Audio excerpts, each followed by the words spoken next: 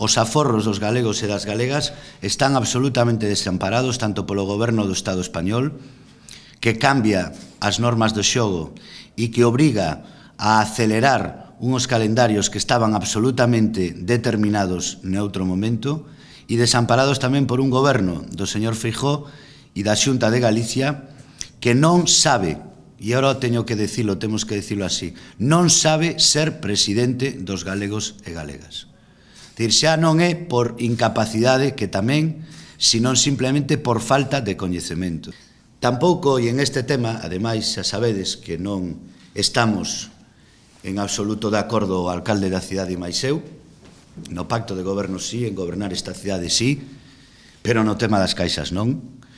E, polo tanto, non podo máis que mostrar o meu completo desacordo.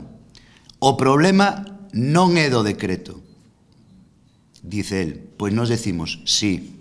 O problema non foi da fusión, o problema é do decreto, que cambia as normas de xogo e que obriga a unha caixa solvente a ampliar ese core capital e cando ademais se obriga a bancarizar e a privatizar. O problema é que nin o Partido Socialista nin o Partido Popular queren que Galiza conte con un sistema financiero propio e galego.